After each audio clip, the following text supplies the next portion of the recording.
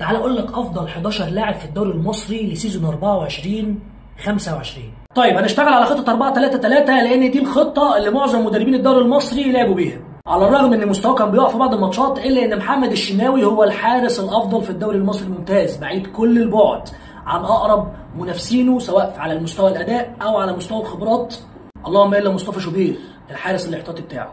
طيب خط الظهر من الشمال لليمين، الباك اليمين، ونيجي عن تاني افضل لاعب في الدوري المصري السيزون ده محمد الشيبي.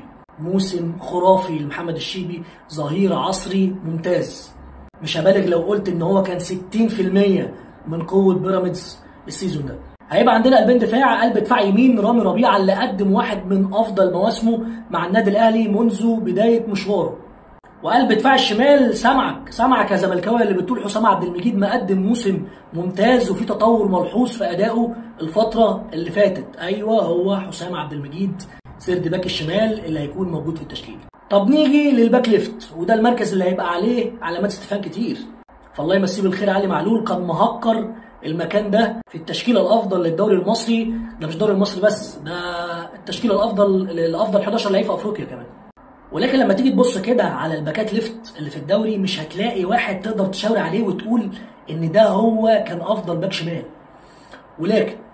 ولكن لما تيجي تبص على كواليتي اللعيبه الباكات ليفت وعلى تقييماتهم هتلاقي ان محمود بنتايج يستحق يكون افضل باك ليفت في الدوري المصري لسيزون 24 25.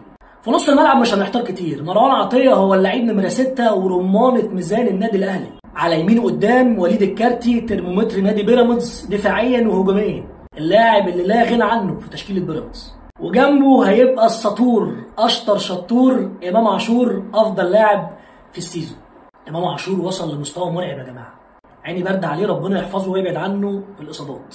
الثلاث مهاجمين والناحيه اليمين مصطفى فتحي ولا حسين الشحات؟ مصطفى فتحي ولا حسين الشحات؟ لحد نهايه الدور الاول كان حسين الشحات هو افضل هاف يمين في الدوري، ولكن بعد نهايه الدور الثاني ونهايه الدوري فمصطفى فتحي يستحق يكون افضل هاف يمين في الدوري السيزون ده. ناحيه الشمال وانت مغمض ومن غير ما تفكر ابراهيم عادل، والراجل ده لو كمل سيزون كمان في الدوري ده هيبقى حرام علينا والله. نيجي بقى للفيرود وده الاختيار الاصعب.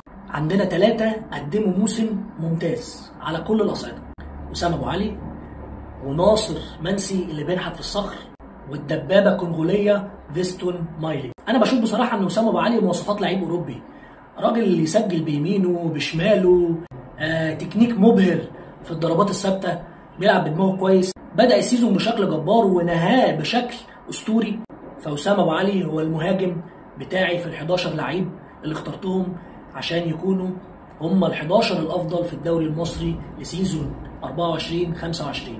لو مش عاجباك التشكيله اكتب لي مين ال11 الافضل في الدوري المصري لسيزون 24 25 في رايك.